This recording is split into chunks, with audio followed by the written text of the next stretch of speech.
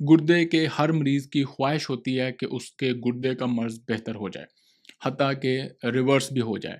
लेकिन आपके गुर्दे का मर्ज़ तब तक बेहतर नहीं हो सकता जब तक आप उसको अच्छी तरह समझेंगे नहीं। मुझे लगता था कि पाकिस्तान में मरीज़ों को गुर्दे के मर्ज़ की शायद बहुत अच्छी समझ है, लेकिन मैं बिल्कुल गलत था। आज की वीडियो में मैं आपको एक्सप्लेन करूँगा कि गुर्दे का मर्ज़ कैसे होता है, कैसे ये बढ़ता है और वो कौन-सी वजूहात हैं जो कि गुर्दे के मर्ज़ के बढ़ने का सबब बनती हैं और आप क्या बेसिक चीज़ें कर सकते हैं, जिससे आपके गुर्दे के मर्ज़ के बढ़ने की रफ़्तार कम हो सकती है। अस्सलाम वालेकुम, डॉक्टर वैसिका from expert consult clinic of Lahore, एक और ट्रैवल स्टूडियो से। इन वीडियोस में अगर लाइटिंग या ऑडियो का कोई इशू हो तो मैं पहले ही माज़रत करता हूँ। मैंने सारा इक्विपमेंट अपने पास ज़रूर रखा होता है, लेकिन जो सेटिंग है उसकी वजह से लाइटिंग और ऑडियो में कोई प्रॉब्लम हो सकती है, तो उसके लिए पहले ही माज़रत। वापस चलते हैं अपने मौजू की तरफ, गुर्दे का मर्ज़। मेरी वीडियोस पर कमेंट्स देख के मुझे लगता है कि शायद गुर्दे के मर्ज़ की हमें अच्छी तरह समझ नहीं है। स्पेशली जब मैं इस तरह के 2-4 कमेंट्स पढ़ता हूँ कि डॉक्टर साहब, मेरा पेशाब में बहुत ज़्यादा प्रोटीन आ रहा है, मुझे कोई दवाई बता दें प्रोटीन कम हो जाए। इसी तरह मेरे वालदा की, मेरे दोस्त की, मेरे कज़न की क्रिएटिनिन बढ़ गई है, कोई तरीका बताएँ और दवाई बताएँ कि क्रिएटिनिन कम हो जाए।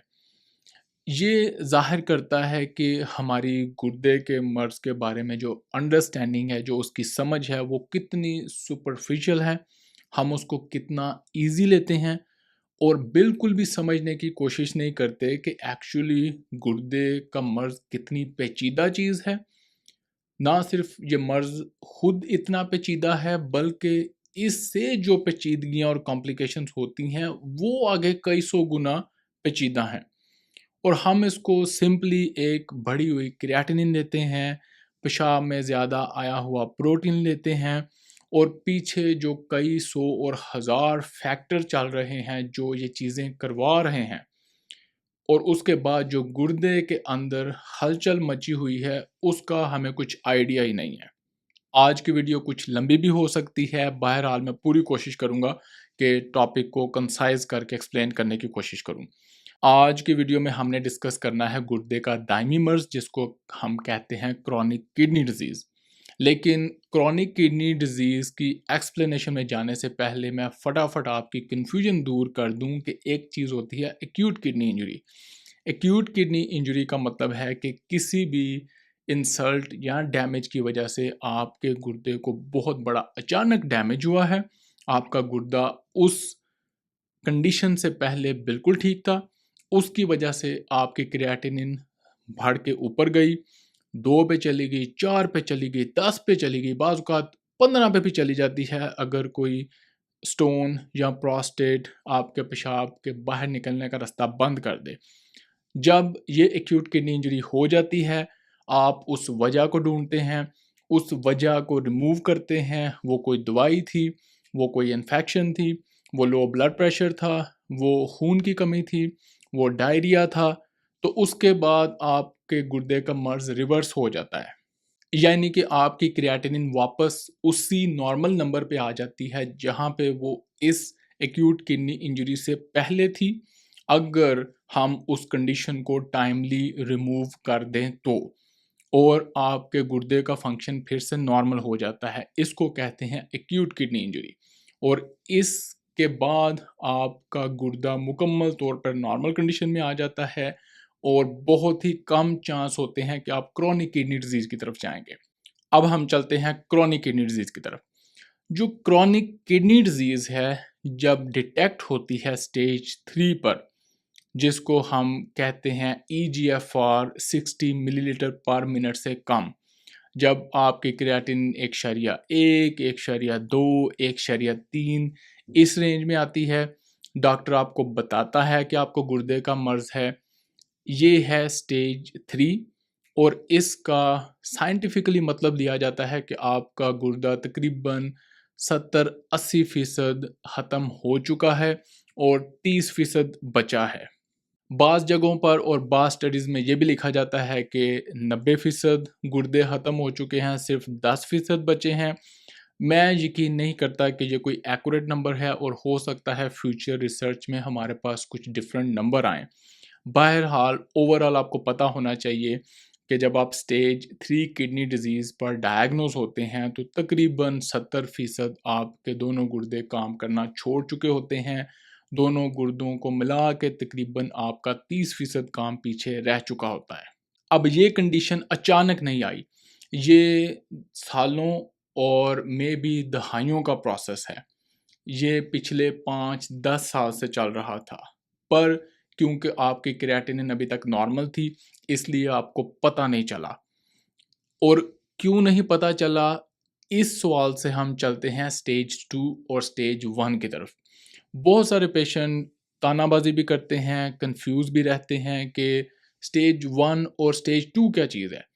और अगर स्टेज 1 और 2 कोई चीज़ है, तो उसका मतलब है कि दुनिया का हर इंसान गुर्दे का मरीज़ है। तो इसी वीडियो में मैं ये भी एक्सप्लेन करता चलता हूँ कि स्टेज 1 और 2 क्या है। स्टेज 1 और 2 की डिफरेंट टेक्निकल डेफिनेशंस हैं। उसमें यूजुअली उन पेशेंट्स को लिया जाता है जिनकी क्रिएटिनिन अभी नॉर्मल है, लेकिन कोई गुर्दे को स्ट्रक्चरल डैमेज है। अब इस स्ट्रक्चरल डैमेज या किडनी डैमेज में कुछ सिचुएशंस का आपको पता चल सकता है और कुछ में पता नहीं चल सकता अगर आप बड़े गौर से उसको ना देखें तो। वो कंडीशन जिनमें आपको पता चल जाता है कि आपको स्टेज 1 और 2 है, उसमें सबसे पहले आती है प्रोटीन यूरिया, कि आपके पेशाब में प्रोटीन लीक हो रहा है। इसको हम कहेंगे स्टेज 1, कि आपके गुर्दे में कोई स्ट्रक्चरल डैमेज है, लेकिन अभी आपकी क्रिएटिनिन नॉर्मल है और आपका जीएफआर 60 मिलीलीटर पर मिनट से ऊपर है। दूसरी एग्जांपल जिसमें आपको पता चल जाता है कि कोई स्ट्रक्चरल डैमेज है और आपका जीएफआर अभी भी 60 से ऊपर है, वो होती है autosomal dominant polycystic kidney disease, यानी कि थैलियों वाली बीमारियां। उसमें भी आपका जीएफआर अभी नॉर्मल है, लेकिन आपके नेफ्रोलॉजिस्ट को आपको पता है कि आपके गुर्दे में कोई ऐसी स्ट्रक्चरल चेंज या डैमेज है जिसने फाइनली आपके गुर्दे को ख़राब करना है। अब हम चलते हैं तीसरे और सबसे अहम ग्रुप की तरफ, जिसका मे बी आप भी शिकार हों, जो गुर्दे के मर्ज़ के होने के रिस्क पर होता है। उसके अंदर स्ट्रक्चरल डैमेजेस चल रही होती हैं, लेकिन उसको अभी पता नहीं है क्योंकि उसका जीएफआर 60 से ऊपर है। ये वो पेशेंट हैं जिनको रिस्क फैक्टर्स हैं, जिनको डायबिटीज़ है, जिनको हाई ब्लड प्रेशर है, जो स्मोकिंग करते हैं, जो सेडेंटरी लाइफस्टाइल के साथ ज़िंदा रहते हैं, जिनको इंसुलिन रेजिस्टेंस है, मेटाबॉलिक सिंड्रोम है, दिल का कोई मर्ज़ है, जिगर का कोई मर्ज़ है, या अबव ऑल कोई जेनेटिक कंडीशन है जो कि किसी वक़्त भी गुर्दे के मर्ज़ का सबब बन सकती है। ये जो दूसरा ग्रुप है मेटाबॉलिक सिंड्रोम वाला, जिसको मोटापा है, जिसको इंसुलिन रेजिस्टेंस है, जो बड़ा एक्टिव नहीं है, वर्जिश नहीं करता, पुअर लाइफ़स्टाइल है और फिर उसको ब्लड प्रेशर और डायबिटीज़ भी डायग्नोस हो चुकी है, जो अगर अभी नहीं हुई तो कुछ दिनों तक हो जानी है। ये जो सारा ग्रुप है, ये है स्टेज 1 किडनी डिजीज़। और अगली एक सेपरेट वीडियो में मैं आपके साथ एक स्पेसिफिक केस डिस्कस करूँगा, जो पेशेंट स्टेज 1 या 2 पे है रिस्क फैक्टर्स होने की वजह से। मैं उसको इस वीडियो में इसलिए नहीं लाया कि क्योंकि फिर आपके एक्स्ट्रा 7-8 मिनट लग जाने थे। तो एनीवेज़ जो ये दूसरा ग्रुप है जो रिस्क पे है, ये है स्टेज 1 और स्टेज 2 किडनी डिज़ीज़ पे। फिर समझने की कोशिश करें, इसका जीएफआर 60 से ऊपर है, इसके पेशाब में अभी प्रोटीन नहीं है, इसको कोई अपेरेंट स्ट्रक्चरल डैमेज भी नहीं है, लेकिन माइक्रोस्कोपिक लेवल पे इस ग्रुप के गुर्दे के अंदर वो चेंजेस हो रही हैं जिन्होंने 2 साल बाद, 5 साल बाद, 10 साल बाद गुर्दे के मर्ज़ की शक्ल में ज़ाहिर होना है और फिर हमने उसको कहना है सीकेडी स्टेज 3। जब उस दिन इस इंडिविजुअल का जीएफआर 60 से नीचे होगा, पहली दफ़ा क्रिएटिनिन 1.2 या 3 पकड़ी जाएगी, फिर इन्होंने आपकी तरह गुर्दे के मर्ज़ को बड़ा सिंप्लीफाई करके समझने की कोशिश करनी है कि ओहो जी, मुझे तो अचानक कुछ हो गया, मैं तो बिल्कुल ठीक था। पर उन्होंने कभी गौर ही नहीं किया कि पिछले 4-5 साल से ब्लड प्रेशर कंट्रोल नहीं था, डायबिटीज़ कंट्रोल नहीं थी, और इवन अगर ब्लड प्रेशर और डायबिटीज़ कंट्रोल भी थे तो लाइफ़स्टाइल पुअर था, एक्सरसाइज़ की कमी थी, नींद की कमी थी, स्ट्रेस था, और डिफरेंट सी चीज़ें जिनको हम मॉडिफाइबल रिस्क फैक्टर्स कहते हैं, जो हम आगे जाके डिस्कस करेंगे। अब हमने डिस्कस कर लिया क्रोनिक किडनी डिजीज़ स्टेज 3 से स्टार्ट किया, और फिर मैं आपको स्टेज 2 और स्टेज 1 की तरफ लेके गया। थोड़ा रिवर्स इसलिए मारा कि आपकी अंडरस्टैंडिंग में इजाफा हो कि कैसे आप स्टेज 1 और 2 से गुजर के स्टेज 3 पे आते हैं। अब हम स्टेज 3 पे आ गए और हमने गुर्दे के मर्ज़ की अच्छी मैनेजमेंट नहीं की, अज़्यूम कर लेते हैं। फिर आप मूव ऑन करेंगे स्टेज 4 और स्टेज 5 की तरफ। अब स्टेज 3 से अगर हम अच्छी मैनेजमेंट ना करें, तो क्यों स्टेज 4 और 5 की तरफ मरीज़ जाता है? स्टेज 4 और 5 की तरफ मरीज़ इसलिए जाता है कि जब आपको एक दफ़ा क्रोनिक किडनी डिज़ीज़ हो जाए, आपके गुर्दे के अंदर स्ट्रक्चरल चेंजेस होनी शुरू हो जाएँ, तो एक ऐसा प्रोसेस स्टार्ट हो जाता है जिसको मुकम्मल तौर पर नहीं रोका जा सकता।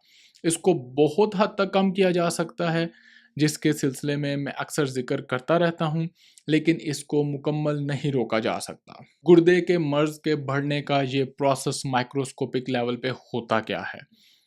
गुर्दे के अंदर माइक्रोस्कोपिक लेवल पे आपने गुर्दे को 2 बड़े हिस्सों में तक़सीम कर लेना है। एक है गुर्दे की एपनी स्ट्रक्चर, जिसमें ब्लड वेसल्स हैं, नेफ्रॉन्स हैं, जिसके आगे 2 पार्ट होते हैं, ग्लोमेरुलस और ट्यूब्यूल्स, और इसी तरह वो सारी स्ट्रक्चर जो कि गुर्दे के इस टिश्यू को सँभाल के रखती है, गुर्दे को एक शेप देती है। इनमें से जब किसी भी पार्ट को डैमेज हो, तो वहाँ पे इन्फ्लेमेशन का प्रोसेस स्टार्ट हो जाता है, और वहाँ पे फाइब्रोसिस स्टार्ट हो जाती है। स्ट्रक्चरल चेंजेस होती हैं गुर्दे के अपने टिश्यू की, यानी कि ये जो गुर्दे के डिफरेंट हिस्से थे, इनके जो सेल्स हैं, ये बार बार डैमेज होते हैं, रिपेयर होते हैं, डैमेज होते हैं, रिपेयर होते हैं, नए बनते हैं, और इस टूटने फूटने, पुराने और नए के प्रोसेस में फाइब्रोसिस स्टार्ट हो जाती है। इसी टूटने, फूटने और बनने के प्रोसेस में फिर बाहर के सेल्स इन्वॉल्व हो जाते हैं, जिनको हम कहते हैं इन्फ्लेमेटरी सेल्स, और इनमें एक बड़ा पार्ट होता है फाइब्रोब्लास्ट का, जो कि उस एरिया में आके इन्फ्लेमेशन के प्रोसेस को हेल्प करते हैं और फाइब्रोसिस को ज़्यादा करते हैं। अब जब ये दोनों प्रोसेस चल रहे होते हैं, तो उस एरिया से जहाँ पे कि पहला डैमेज हुआ था, वहाँ पे फाइब्रोसिस स्टार्ट होती है, फिर वहाँ से फाइब्रोसिस बढ़ती-बढ़ती साइडों पर फैल जाती है, आगे और पीछे निकल जाती है, और वो हर तरफ गुर्दे को इन्वॉल्व कर लेती है।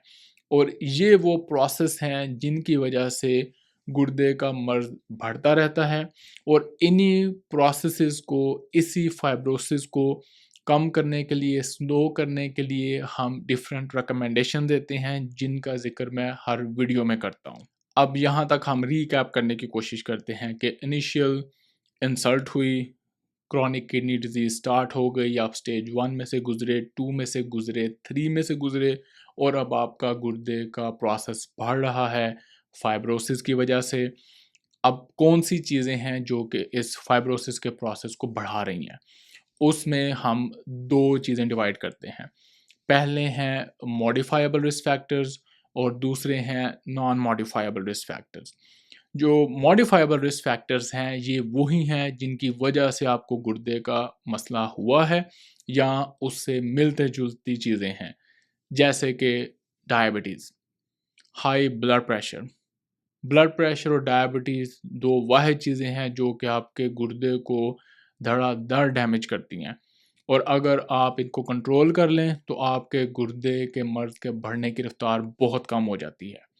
फिर उसके बाद आपके कार्डियोवैस्कुलर रिस्क फैक्टर्स, कि आप एक्सरसाइज़ करते हैं कि नहीं, आपको दिल का मसला है कि नहीं, आपकी नींद कैसी है, उसके बाद आपकी इमोशनल स्टेट क्या है, आपको मेटाबॉलिक सिंड्रोम है कि नहीं, आपको इंसुलिन रेजिस्टेंस है कि नहीं, जो कि सारा मिल मिला के बार बार वापस आपके लाइफस्टाइल पे आना है कि आपका लाइफस्टाइल कितना हेल्दी है। फिर हम चले जाते हैं नॉन मॉडिफाइबल रिस्क फैक्टर्स पे, जिनमें के बेसिकली है आपके जीन्स। जो हमारे जीन्स हैं उनमें एक ऑर्डर लिखा होता है जिसने लाजमी नहीं कि 100% इम्प्लीमेंट होना है। उन जीन्स ने अपना काम किस तरीके से करना है वो काफ़ी कुछ कुदरत ने आपके कंट्रोल में दिया है कि आप उन जीन्स को ट्रीट कैसे करते हैं। अक्सर आप यही देखेंगे या लिटरेचर में पढ़ेंगे कि आपके अंदर दोनों तरह के जीन होते हैं। आप उनको अच्छे जीन्स कह सकते हैं, बुरे जीन्स कह सकते हैं। प्रो बीमार करने वाले जीन्स कह सकते हैं या वो जीन्स कह सकते हैं जो आपकी बीमारी को रोकते हैं। तो जब आपका लाइफ़स्टाइल पुअर होगा, बार-बार आपका गुर्दा इरिटेट होगा, तो जो ज़्यादा फाइब्रोसिस वाले जीन्स हैं, वो ज़्यादा एक्टिव होंगे। जब आप उनमें हेल्दी चेंजेस करेंगे, गुर्दे को रेस्ट मिलेगा, डैमेज और रिपेयर का प्रोसेस कम होगा, स्लो होगा, तो आपके अच्छे वाले जीन्स को काम करने का मौका मिलेगा। तो कुछ लोगों में ऐसे जीन्स होते हैं जो कि फाइब्रोसिस के प्रोसेस को बढ़ाते रहते हैं, सारा कुछ अच्छा करने के बावजूद, लेकिन लाज़मी नहीं कि ये जीन्स हर बंदे के एक्टिव हो जाएँ। जिसका कहने का ये मतलब है कि इन जीन्स को आप काफ़ी हद तक बेहतरी की तरफ ला सकते हैं अपना लाइफ़स्टाइल चेंज करके। यहाँ से आपने याद रखना है कि जेनेटिक्स रिलेटेड गुर्दे के बहुत सारे मसले हैं। एक वो मसले हैं जिनसे डायरेक्टली गुर्दे की बीमारियाँ हो जाती हैं, जैसे कि autosomal dominant polycystic kidney disease, और एक वो जीन्स की चेंजेस हैं जिनसे चांस होता है कि आपके गुर्दे का मर्ज़ बढ़ना है, लेकिन लाज़मी नहीं कि उन जीन्स के होने की वजह से आपके गुर्दे का मर्ज़ बढ़ना ही बढ़ना है। गुर्दे के मर्ज़ और जीन्स के रिलेशन पर मैं डिटेल से एक अलहदा वीडियो बनाऊँगा। अभी के लिए आपने ये याद रखना है कि आप अक्सर देखते हैं कि 2 लोग हैं जिन्होंने अपने गुर्दे के मर्ज़ के रिस्क फैक्टर्स को बहुत अच्छा कंट्रोल किया हुआ है। उसके बावजूद एक मरीज़ के गुर्दे का मर्ज़ बड़ी स्पीड से बढ़ता है और दूसरे मरीज़ का गुर्दे का मर्ज़ बहुत बेहतर हो जाता है। तो ये भी थोड़ा बहुत जीन से इन्फ्लुएंस होता है, तो आपने इसमें लड़ाई और बहस नहीं शुरू कर देनी। क्योंकि कुछ चीज़ें कुदरत ने अपने हाथ में भी रखी हुई हैं और कुछ चीज़ों की अभी हमें साइंटिफिक लेवल पर समझ नहीं है या हमारी समझ मुकम्मल नहीं है। अब हम अपनी वीडियो में भी प्रोग्रेस करने की कोशिश करते हैं और चलते हैं कि स्टेज 3 से आपको प्रोग्रेशन होके स्टेज 4 हो गई और फिर उस पे वर्स होके आप स्टेज 5 पे चले गए। जब आप स्टेज 4 पर आ जाते हैं तो ये चेंजेस यानी कि फाइब्रोसिस का प्रोसेस और फर्दर स्ट्रक्चरल डैमेज तो चल ही रहा था। लेकिन स्टेज 4 पर आके गुर्दे के मर्ज़ की वजह से जिस्म के अंदर ऐसी चेंजेस हो रही होती हैं जिसमें ब्लड प्रेशर कंट्रोल करना मुश्किल हो जाता है।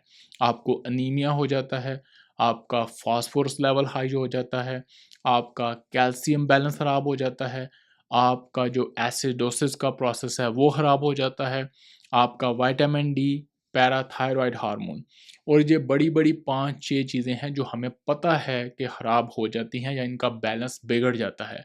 इसके अलावा बेतहाशा किस्म के ऐसे मार्कर्स और टॉक्सिन्स और पॉइज़न्स हैं जो कि जिस्म में इकट्ठे होने शुरू हो जाते हैं जो कि हमें नहीं पता। जब ये सारा कुछ हो रहा होता है तो ये गुर्दे के मर्ज़ को और ज़्यादा वर्स करता है, और यही वजह है कि स्टेज 4 और 5 पर आके गुर्दे के मर्ज़ के बढ़ने की रफ़्तार को कंट्रोल करना बहुत ही मुश्किल हो जाता है और गुर्दे का मर्ज़ काफ़ी तेज़ी से बढ़ना शुरू हो जाता है। और इसके बाद आपको पता है कि फिर डायलिसिस या ट्रांसप्लांट की स्टेज आती है, लेकिन वो हमारी वीडियो का आज का टॉपिक नहीं है। अब हम वापस अपने टॉपिक की तरफ चलते हैं कि इस सारी सिचुएशन में हम कर क्या सकते हैं।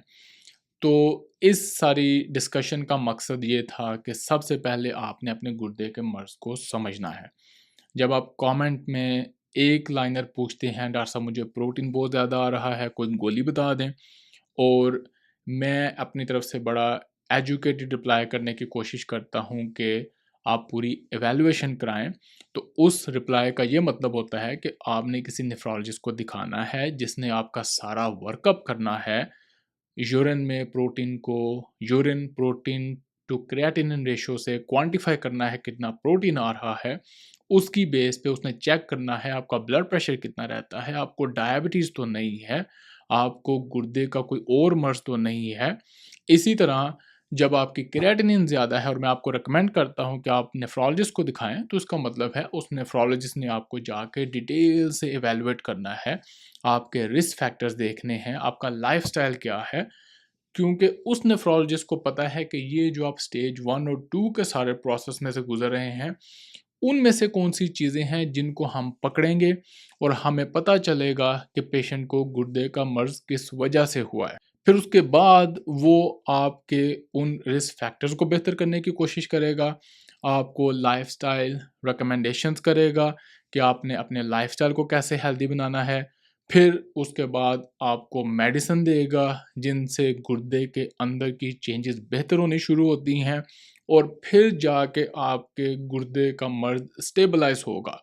और अगर आप इन रिस्क फैक्टर्स को, इन कोमॉर्बिडिटीज़ को, इन दवाइयों को नेफ्रोलॉजिस्ट के फ़ॉलो-अप के साथ नहीं रखेंगे, तो ये जो स्टेज 2 से 3, 3 से 4, 4 से 5 की प्रोग्रेशन है, ये चलती रहेगी, ये नहीं रुकेगी। तो कमेंट्स में जब मैं आपके बड़े सिंपल और सादा क्वेश्चन पर रिप्लाई करता हूँ कि आप किसी करीबी नेफ्रोलॉजिस्ट को दिखाएँ, तो उसका ये मतलब होता है कि मैं इसको किस सीरियसनेस से देखता हूँ और आप गुर्दे के मर्ज़ या प्रोटीन यूरिया को कितनी सादगी से देखते हैं। आज की वीडियो के बाद अगर मैं आपसे एक रिक्वेस्ट करूं या सिर्फ एक उम्मीद करूं तो वो ये है कि आपने गुर्दे के मर्ज़ को इतना इजी और सिंपल नहीं लेना जितना आप आज तक लेते थे।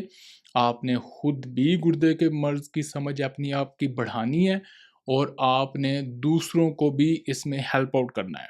उनको बताना है कि यार गुर्दे का मर्ज़ आज की वीडियो देख के मुझे पता चला है कि उतना सिंपल नंबर या प्रोटीन यूरिया नहीं है जितना मैं इसको समझता था। तो आओ हम मिल के गुर्दे के मर्ज़ को समझने की कोशिश करें। इस वीडियो के अख्तिताम पर सबसे अहम मैसेज कि इस सारे सिलसिले के बारे में आपने करना क्या है।